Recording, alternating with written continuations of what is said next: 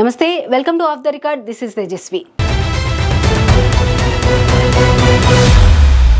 వైసీపీలో కీలక నేతగా వెలుగొందిన చంద్రగిరి మాజీ ఎమ్మెల్యే చెవిరెడ్డి భాస్కర్ రెడ్డి అధికారంలో ఉన్నంతకాలం తెగదూకుడు ప్రదర్శించారు.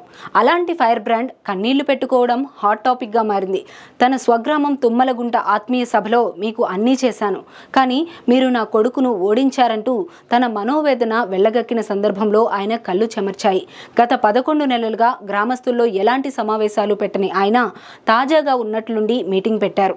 అసలు చెవిరెడ్డి ఎందుకు అంత అత్యవసరంగా ఆత్మీయ సమావేశం ఏర్పాటు చేశారు? అసలు ఏం జరుగుతోంది?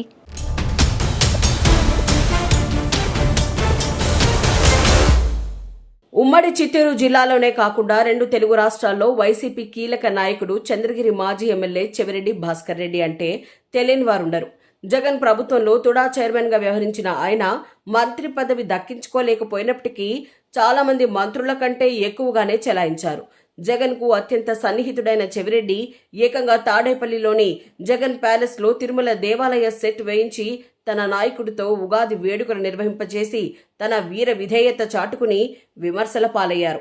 వైసీపీలో అనేక సమస్యల పరిష్కారకర్తగా జగన్ రెడ్డి కుటుంబానికి తలలోని నాలుక లాంటి వాడిగా చెవిరెడ్డికి పేరుంది. అలాంటి నాయకుడికి పార్టీ ఓడిపోయాక ఏదో కష్టం వచ్చినట్లు కనిపిస్తోంది. అయితే అందరితో తనకెందుకు, తన బాధను తన సొంత గ్రామస్తులతో చెప్పుకుంటే చాలు అనుకున్నాడో లేక మరో కారణమో కానీ అర్జెంటుగా చంద్రగిరి సెగ్మెంట్లోని తన స్వగ్రామం తుమ్మలకుంట వాసులతో ఆత్మీయ సమావేశం ఏర్పాటు చేసి వారి ముందు తన ఆవేదన వ్యక్తం చేశారు. పార్టీ అధికారంలో ఉన్నంత కాలం చొక్కా చేతులు మడిచి మరీ ప్రత్యర్థులపై విరుచుకుపడుతూ బీరాలు పలికిన ఆయన కళ్ళు ఈ సందర్భంగా చెమచడం చూసి అందరూ ఆశ్చర్యపోతున్నారు. పనిలో పనిగా నేను వదిలేసిపోతే మీ పరిస్థితి ఏంటని ఆయన గ్రామస్తులను ఎమోషనల్ బ్లాక్మెయిల్ చేసి తన ఒరిజినాలిటీ బయటపెట్టుకున్నారు.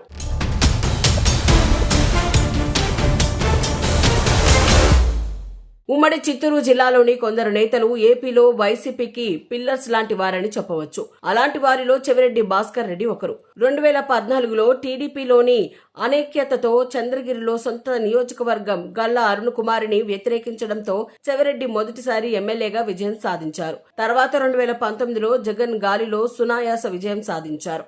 అయితే మొదటిసారి ఎమ్మెల్యేగా గెలిచినప్పటి నుంచి నియోజకవర్గంలో పట్టు కోసం అనేక కార్యక్రమాలు చేపట్టారు.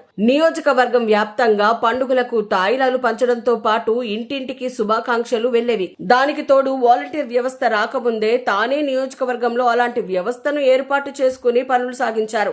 అలా అన్నీ కలిసి వచ్చి 2019లో ఆయన భారీ మెజారిటీతో గెలవగలిగారు. ఎన్నికల తర్వాత శాసనసభ విప్ తో పాటు తుడా చైర్మన్ పదవి ఆయనకే దక్కింది. అప్పటికే ఆ పదవి మీద ఆశలు పెట్టుకున్న వైసీపీ నేతలు తీవ్ర నిరాశకు గురయ్యారు.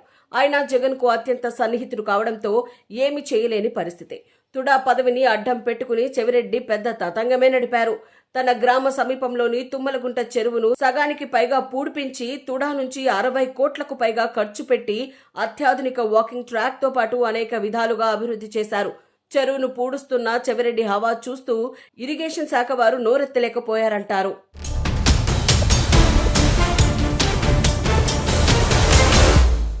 తుడా పరిధిలో ఇష్టారాజ్యంగా బెంచీల పేరుతో కోట్లాది రూపాయలు ఖర్చు పెట్టి ఆ బల్లలపై తన పేరు వేయించుకుని చెవిరెడ్డి చేసిన ప్రచార ఆర్భాటం ఇప్పటికీ ప్రజల నోళ్లలో నానుతూనే ఉంది.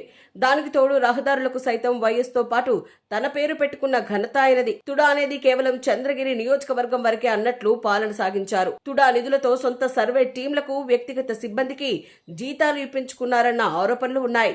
వాటితో పాటు అనేక రకాలుగా తుడా నిధులు దుర్వినియోగం చేశారన్న అభియోగాలున్నాయి. తుడా నిధులతో తుమ్మలగుంట చెరువులో ఏర్పాటు చేసిన పార్కుపై ఇప్పటికీ వివాదాలు నడుస్తున్నాయి.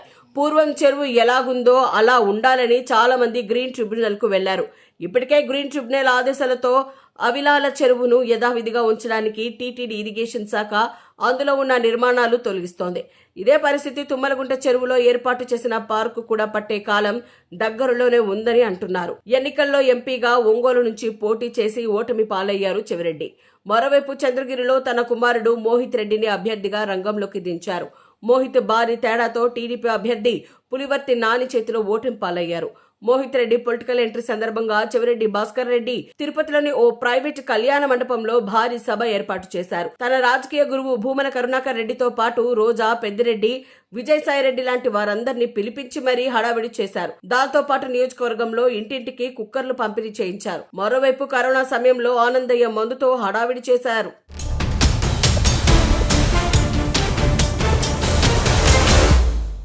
అయితే చెవిరెడ్డి ఎంత చేసినా పార్టీ కోసం కష్టపడ్డ క్యాడర్ను దూరం పెట్టారన్న విమర్శలు ఉన్నాయి.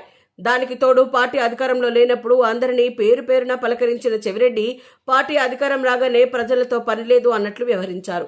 ఇప్పుడు పలు కేసులు, వివాదాలు ఆయన్ని చుట్టుముడుతున్నాయి.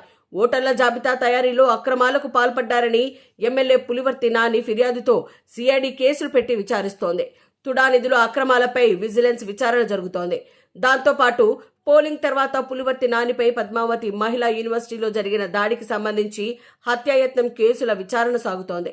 వాటితో పాటు తుమ్మలగుంట చెరువులో ఉన్న పార్కును ఇప్పటి వరకు చెవిరెడ్డి తన సొంత ఆస్తిలా భావిస్తూ వచ్చారట. ఇప్పుడు దాన్ని తుడా నిర్వహణలో తీసుకోవాలని, పై స్థాయిలో నిర్ణయం తీసుకోవాలని ప్రయత్నిస్తున్నట్లు ప్రచారం జరుగుతూ ఉండటంతో పావులు కదపడం మొదలు పెట్టారట. గ్రామంలోని వారందరితో అత్యవసర ఆత్మీయ సమావేశం ఏర్పాటు చేసి మరీ తాను అందరినీ బిడ్డల కంటే ఎక్కువగా చూసుకున్నానని, తన బిడ్డని ఓడించారంటూ సెంటిమెంట్ పండించే ప్రయత్నం చేశారట. దాంతో పాటు పార్కును తుడా నిర్వహిస్తే దారుణంగా మారిపోతుందని, దానికోసం పోరాటం సాగిద్దామని పిలుపునివ్వడం హాస్యాస్పదంగా మారింది.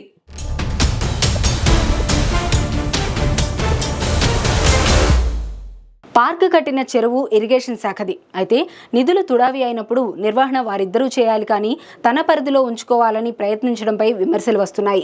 మొత్తం మీద సొంత ఆస్తి కోల్పోతున్నట్లు చెవిరెడ్డి తెగ ఇదైపోతున్నారని అందరూ సెటైర్లు విసురుతున్నారు. పక్కనున్న హాథీరాంజీ మఠం భూములలో గ్రామస్తులు కొంతమంది ఇల్లు కట్టుకున్నప్పుడు వాటిని చెవిరెడ్డి కూల్చివేయించారు. ఇప్పుడు తన దాకా వచ్చేసరికి నొప్పి తెలుస్తోందని గ్రామస్తులు దెప్పిపొడుస్తున్నారు. మొత్తం మీద చెవిరెడ్డి కన్నీటి ఎపిసోడ్ ఇప్పుడు పెద్ద చర్చనీయాంశంగా మారింది.